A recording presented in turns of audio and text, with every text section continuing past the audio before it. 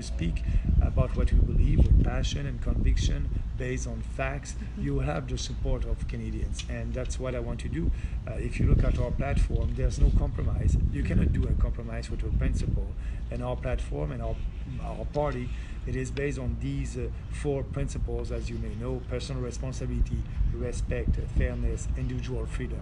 And so all our policies are in line with that, and that's why we have a coherent platform, and I think that's why it's going very well here in Alberta. It is going very well in Alberta. I'm impressed with the turnout today. I don't know what you're going to hear media report-wise, but I can tell you the pulse in the room, there was excitement. I did see our mayor pop in here. There was representation from across the spectrum, and that's really what PPC is all about. Is it's not little small interest groups that we take these small interest groups and say, you go here and you go there, and okay, you've got that wrong with you, okay, you're in that group, and we don't break people into groups. We celebrate our people, which are Canadians first, and that's really what you're standing for and speaking on. Absolutely. There's no identity politic with us.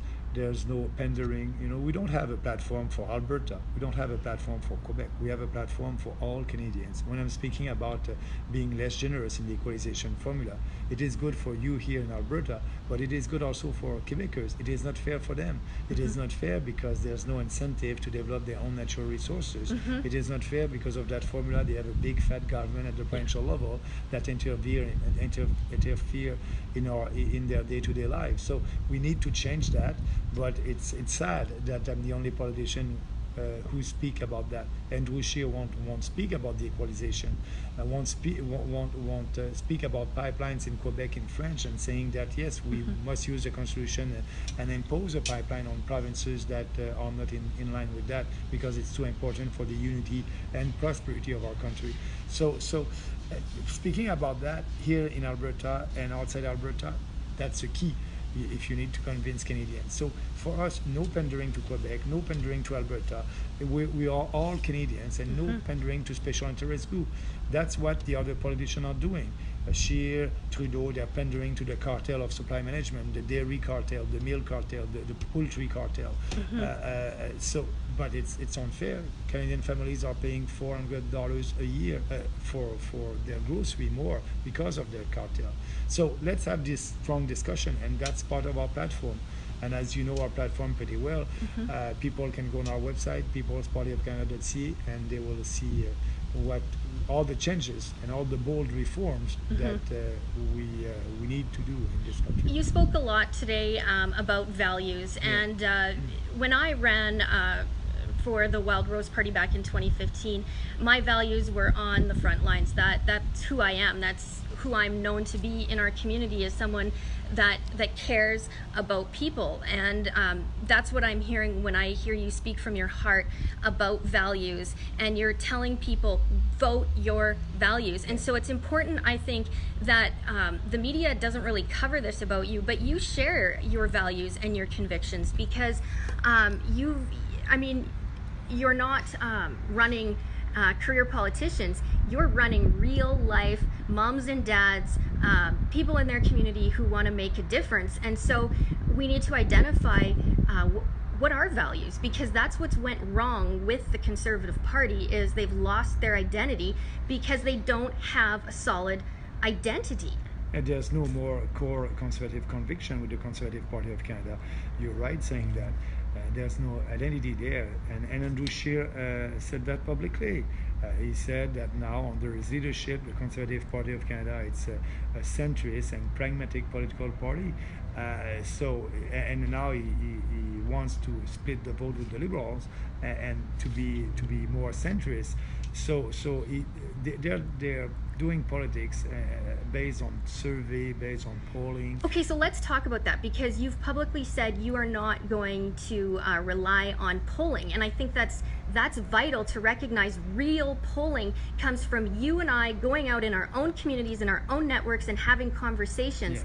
So let's talk about the polling, because it's a farce as far as I'm concerned. It's just a group of people somewhere that apparently that we're supposed to trust that they're doing a fair and legit job. Yeah, absolutely. And so, you know, I'm in politics for the ideas, and you know, I won't be like a traditional politician. They will speak about something if there's 40% of the population in agreement with that. If there's only 10% of the population on an idea, and I'll give you an example, like the cartel in supply management, when I started to speak about that, only 10% of the population were on my side.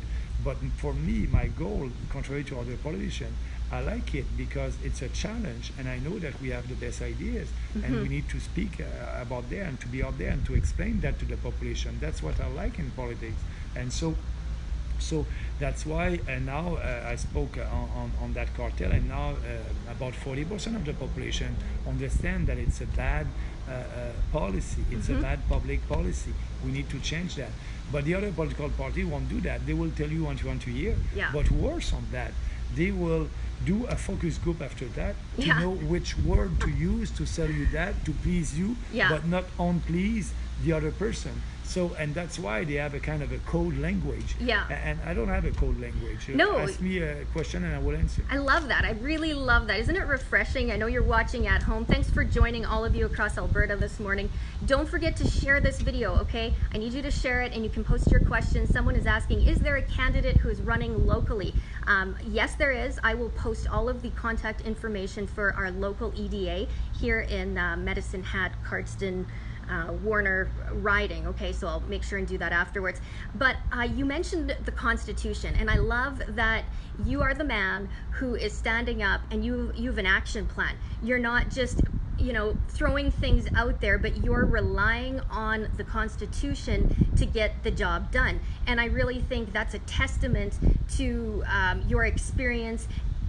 You know, you've served Canada for many years, and that comes, you know, the Constitution.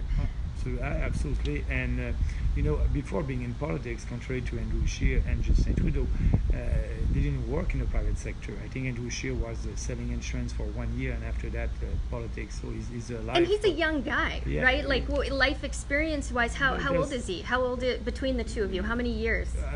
I'm 56, and I think he's 40 or 39. Andrew Scheer, something like that. So you're somebody that he should be looking up to and listening to. Did you find that he listened to you, especially when things broke down before you left the Conservative Party?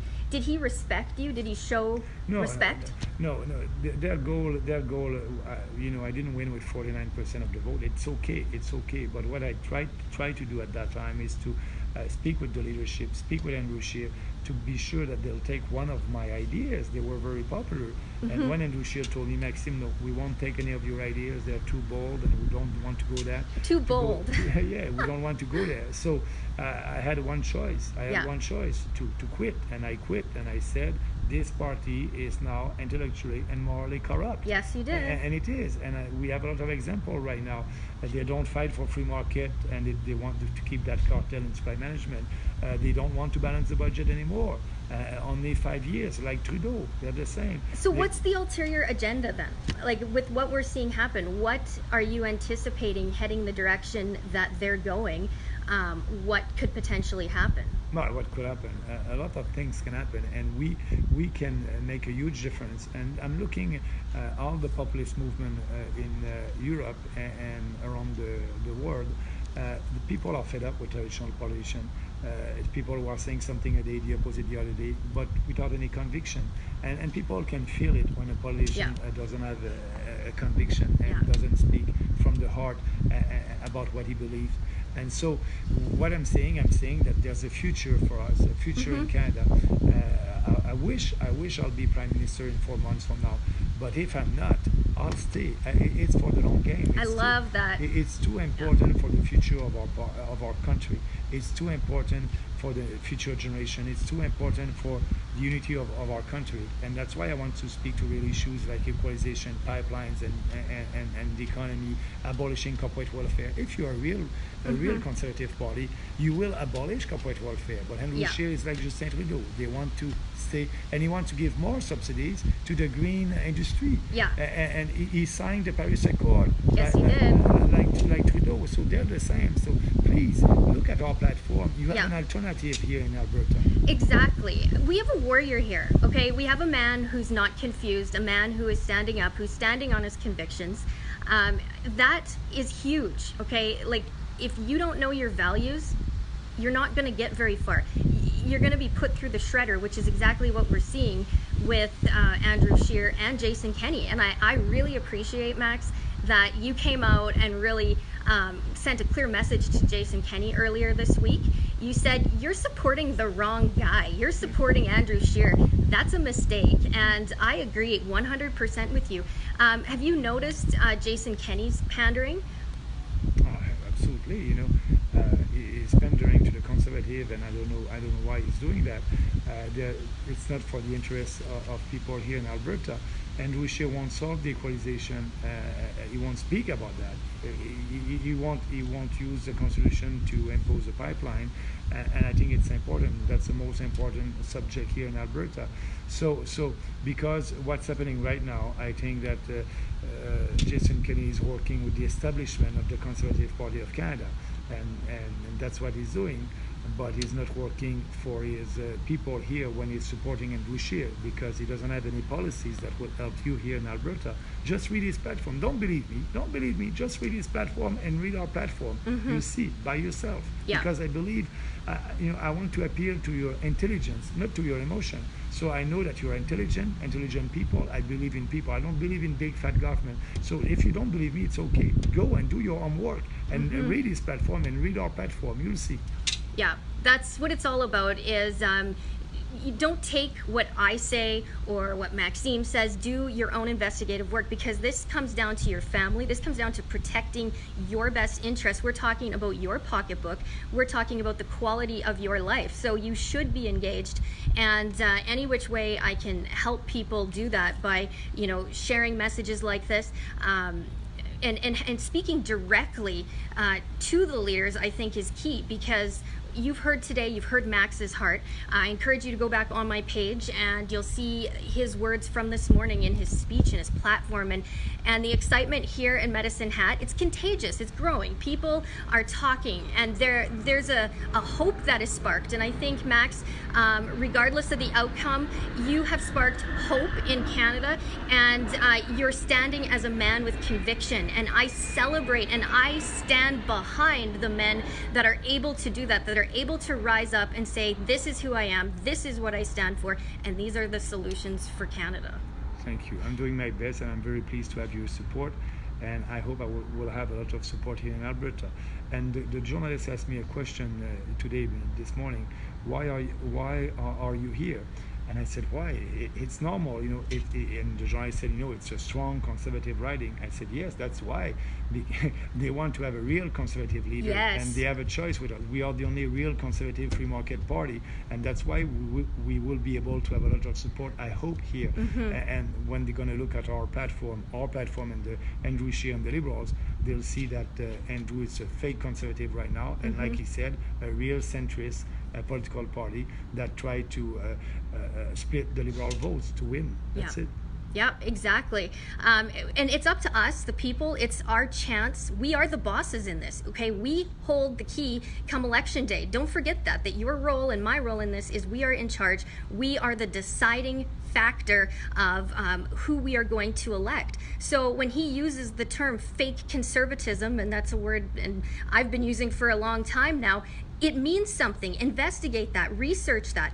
And I just want to touch on freedom of speech, which is directly connected to our right to freedom of conscience. I want to touch on that because we're seeing the establishment end of the Conservative Party really take people groups, say in faith communities, and they're really hardcore pushing, you got to stand with Andrew Scheer, you got to stand with Andrew Scheer, and they're pressuring people to follow him. And what's your thoughts on, and are you hearing that across Canada, that the establishment is using kind of the religious sects to get that establishment conservative man elected? First of all, I don't try to pander to the Christian or other faith group. I'm speaking with them as Canadian, and that's important. But what I think it's important for them, it's important for all Canadians also. It's a freedom of speech and freedom of conscience. And we are the only political party that has a platform on free speech and freedom of conscience. They can find that on our Twitter, on our Facebook page, People's Party of Canada.ca, but just speak about Andrew Scheer. You know, the Conservative Party voted to reinsert Section 13 in the Human Rights Act in Canada with a new definition of hate speech like the Liberal. So we don't need that. We have a definition in the criminal code on hate speech, and that's okay. So what they're doing, they want to be sure to be politically correct. And I said, you know, I won't be politically correct, sorry about that. And I think that's the way to be true with the population. But on freedom of speech, the conservative and liberal are the same. And it's so sad because that's a conservative government who repealed the Section 13 before. And now they're ready to work with the liberal to reinstate and having that section back in our legislation. I don't understand, you know, that's... It really comes down to freedom suckers who want to take our freedoms and liberties away, or there is a remnant that is rising up that is showing internal strength and courage and conviction and standing, and this is the man leading it. So I so appreciate you